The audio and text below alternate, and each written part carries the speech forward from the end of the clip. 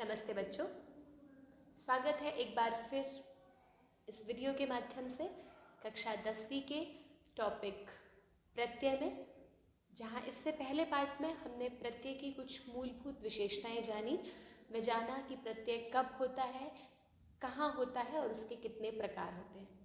और आज इस वीडियो के माध्यम से हम जानने का प्रयास करेंगे कि कक्षा 10वीं में जो प्रत्यय इस बार हमारे पास हमारे सिलेबस में है, जिनका नाम है मतुप, त्व और टाप, इन प्रत्ययों को कहाँ पर प्रयोग किया जाता है और इनकी क्या विशेषताएं हैं, क्या शेष रहता है और कैसे प्रयोग किया जाता है।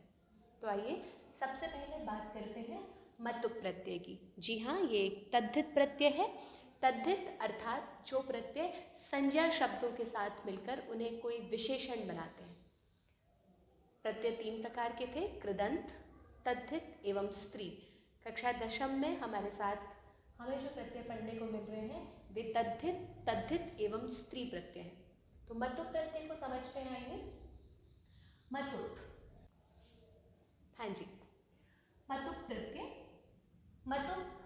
प्रत्यय जब होता है, प्रत्यय एक बहुत विशाल और विस्तृत विषय है। हम इसको सिर्फ अभी उतना समझने का प्रयास करेंगे जितना हमारे लिए आवश्यक है और जिसकी सहायता से हम अपने आने वाली परीक्षाओं में पहचान सकें कि प्रत्यय कौन सा प्रत्यय है, किस शब्द में कब कौन सा प्रत्यय है। तो आइए देखते हैं।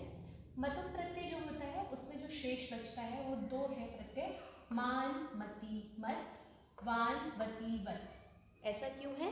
क्योंकि ये प्रत्यय अव्यय नहीं है। जैसे कि मैंने बताया था, त्वा प्रत्यय है और भी बहुत सारे प्रत्यय हैं जो कि अव्यय की तरह प्रयुक्त होते हैं और वो प्रत्यय लगने के बाद उनका रूप कभी भी नहीं बदलता धातु का। परंतु मान अर्थात मतुप प्रत्यय लगने के बाद इसके रूप भी चल सकते हैं और लिंग वचन के हिसाब से ये अपना रूप बदलते हैं। पुल्लिंग, स्त्रीलिंग और नपुंसकलिंग तीनों के लिए अलग शब्दों का प्रयोग होता है इसमें और तीनों वचनों के लिए अलग होता है, जबकि विभक्ति के हिसाब से भी इनका प्रयोग हो जाया करता है। ठीक है, तो अभी जो परीक्षा में अक्सर पूछे जाते हैं वो प्रथमा का एकवचन, द्विवचन, बहुवचन, ये स्त्रीलिंग है, स्त्रीलिंग में एकवचन, द्विवचन, बहुवचन अक्सर पूछा जाता है और नपुंसकलिंग में तो लगभग सिर्फ एक वचन तक ही हम सीमित रह जाते हैं। तो अभी हम मतुप प्रत्यय की विशेषताएं जानने का प्रयास करेंगे। अब देखिए, संस्कृत बहुत ही लॉजिकल है। ये क्यों यहाँ पर 2 प्रत्यय हो रहे हैं इसके, मान, मति, मत, वान, वति, वत, ये भी मैं आपको समझाती हूँ। आइए मतुप प्रत्यय की कुछ विशेषताओं पर प्रकाश डालते हैं। ये हमें पता चल गया कि मतुप प्रत्यय जब शब्द में लग जाता है तो वो विशेषण बन जाता है। फॉर एग्जाम्पल, बुद्धि में मतुप प्रत्यय लगा क्योंकि मतुप से मान शेष रह जाता है। बहुत सारी सुबंत और धातु के काम होने के बाद ये मान बचता है तो बना बुद्धिमान। तो बुद्धिमान एक विशेषण है। बुद्धिमान लड़का, बुद्धिमंतौ और बुद्धिमंतः, एक लड़का, 2 लड़के, बहुत सारे लड़के। अब है बुद्धिमती। बुद्धिमती कौन होगी? हाँ जी, स्त्री होगी। बुद्धिमती स्त्री, 2 बुद्धिमती स्त्री, 3 बुद्धिया, बहुत सारी बुद्धिमती स्त्री। हमारा चैप्टर भी था बुद्धिमती जिसमें बार बार आ रहा था, गुणवती, वहाँ सब में मतुप प्रत्यय था। तो अपनी पाठ्य पुस्तक से भी अब हम इन प्रत्ययों को जोड़ सकते हैं। उसके बाद है मत, जो कि नपुंसकलिंग में बचता है, वो बनता है बुद्धिमत, बुद्धिमती, बुद्धिमंती। नपुंसकलिंग के जो शब्द हैं जैसे मित्रम, तो हम कहेंगे बुद्धिमत मित्रम, बुद्धिमती मित्रे, बुद्धिमंती मित्राणि। ठीक है, इनके रूप इसके जगत की तरह चलते हैं, जगत, जगती, जगंती। यहाँ पर बुद्धिमती इकारांत है और बुद्धिमान जो है हलंत शब्द है। राजा, राजानम, राजान है, ऐसे शब्द इनके शब्द रूप चलते हैं। अब इनकी विशेषताओं पर प्रकाश डालती हूँ। सबसे पहली विशेष बात क्या है? मतुप प्रत्यय में मान, मति और मत, ये 3 शब्द जो शेष बचते हैं वो कब बचेंगे?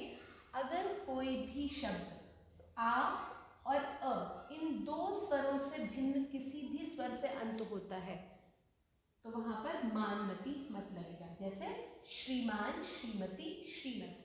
श्री शब्द था, किससे अंत हुआ? ई से। आ भी नहीं है, ए भी नहीं है। इट मीन्स यहाँ पर व नहीं लगेगा। अगर श्री शब्द में हमें मतुप प्रत्यय लगाना होगा तो हम आंख बंद करके श्रीमान, श्रीमती, श्रीमत करेंगे।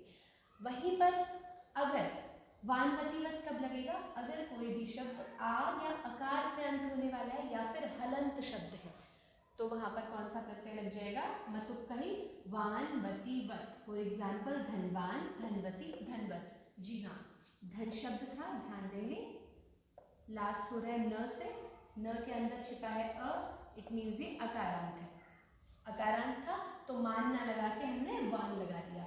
धनवान, धनवती, धनवत। अब एक शब्द लेते हैं जो हलंत वाला है, यशस, है ना, संस्कृत का शब्द यशस है, हिंदी में इसको यश कहते हैं।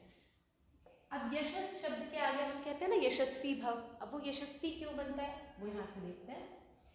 अगर हमें यशस के आगे लगाना है तो अब देखो हलंत है, इट मीन्स वान लगेगा, तो क्या बन गया? यशस्वान। एक और लॉजिक है इसका, वो क्या लॉजिक है? हलंत से पहले वाले शब्द का स्वर देख लेंगे। अगर हलंत से पहले वाला स्वर अ या अ से भिन्न है तो मान लग जाएगा, और अगर आ या अ ही है हलंत से पहला शब्द तो क्या बन जाएगा? वान, वती और वत। ठीक है, तो ये था मतुप प्रत्यय का एक लघु परिचय।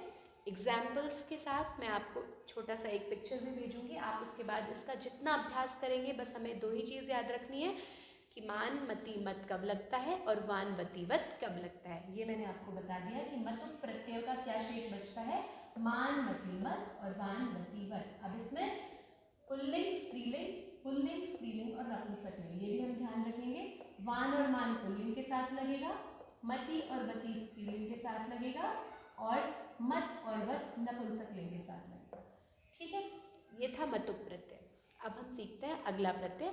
इसके बाद हम बहुत सारा अभ्यास करेंगे, ठीक है, क्योंकि मतुप प्रत्यय बहुत ही महत्वपूर्ण प्रत्यय है हमारे सारे लिटरेचर में। अब जब भी हम पाठ पढ़ेंगे हम कोशिश करेंगे कि इन प्रत्ययों को पहचानने का प्रयास करें।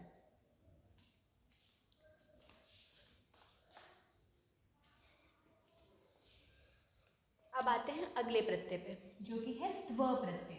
त्व भी एक तद्धित प्रत्यय है, जैसे मतुप भी एक तद्धित प्रत्यय था। इसका मतलब ये भी संज्ञा शब्दों के साथ होता है, पर इसकी खासियत क्या है? जैसे यहाँ पे हाँ, मतुप में आपको क्या ध्यान रखना है कि ये पुल्लिंग, स्त्रीलिंग, नपुंसकलिंग कब बदलेगा? विशेष्य के अनुसार बदलेगा। अगर विशेष्य पुल्लिंग का है तो प्रत्यय भी पुल्लिंग का लगेगा, अगर विशेष्य स्त्रीलिंग का है तो प्रत्यय भी स्त्रीलिंग का लगेगा, और अगर विशेष्य नपुंसकलिंग का है तो प्रत्यय भी नपुंसकलिंग का लगेगा। अगर विशेष्य द्विवचन में है तो द्विवचन में लगेगा, और विशेष्य बहुवचन में है तो बहुवचन में लगेगा। अब हम त्व प्रत्यय को जानते हैं। बहुत सरल साधारण सा प्रत्यय है ये। कैसे? जो त्व प्रत्यय है वो भाववाचक संज्ञा होती है। भाववाचक संज्ञा समझते हैं आप?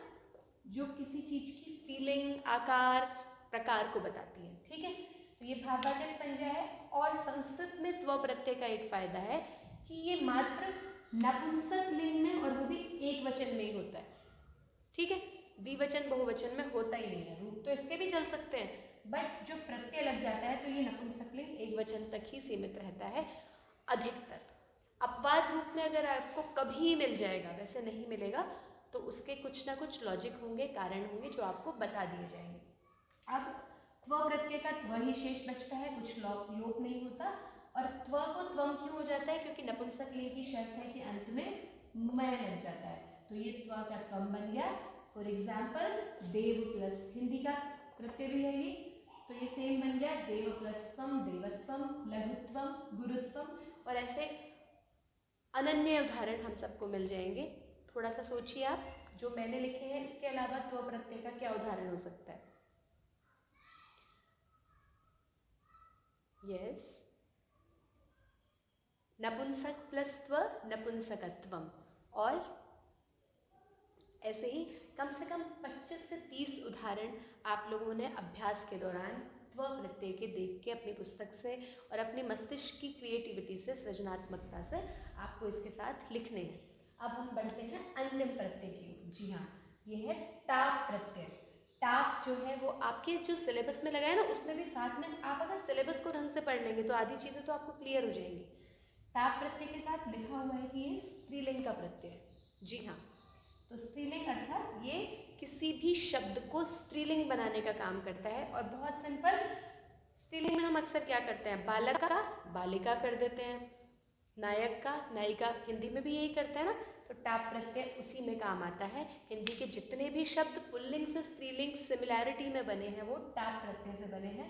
टाप का ट और प का लोप हो जाता है और क्या बचता है, आ बचता है। ठीक है, क्या है एग्जाम्पल इसका, सुत। सुत माने बेटा होता है, तो स्त्रीलिंग में हो जाएगा सुता, सुत प्लस आ सुता।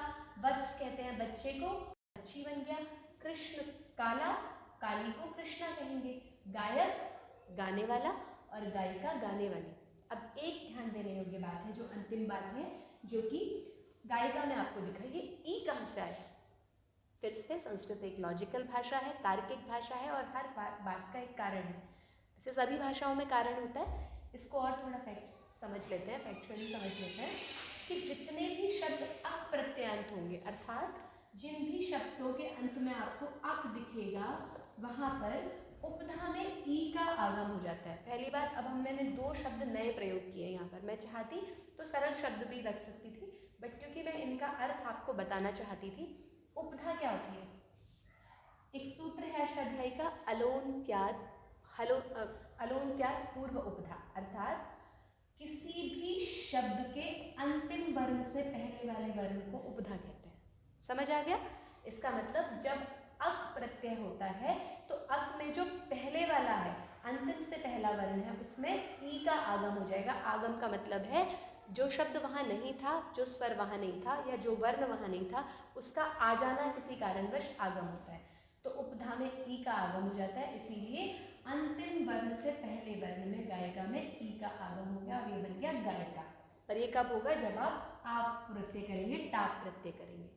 तो इस प्रकार हमने इस वीडियो के माध्यम से टाप, मत और त्व तीनों ही सिलेबस के प्रत्ययों का एक लघु परिचय लिया और मुझे उम्मीद है कि हमें ये मोटा मोटा एक समझ आ गया होगा। अब हम जितना अभ्यास करेंगे, कहते हैं ना, करत करत अभ्यास के जड़मति होत सुजान, और आप लोग तो जड़ भी नहीं हैं, आप तो बहुत बुद्धिमान हैं। तो अभ्यास कीजिए, अपनी पुस्तक में दिए हुए उदाहरणों को समझने का प्रयास करो, उनमें प्रत्ययों और मूल धातु को अलग कीजिए, प्रकृति प्रत्यय कहते हैं इनको, और खूब अच्छे से आदत डाल लीजिए। धन्यवाद। इससे अग्रिम वीडियो में किसी अग्रिम विषय के साथ मिलेंगे और फिर से अपने ज्ञान को बढ़ाने का प्रयास करेंगे। तब तक के लिए स्वस्थ रहिए, सुरक्षित रहिए, सतर्क रहिए। धन्यवाद। नमस्ते।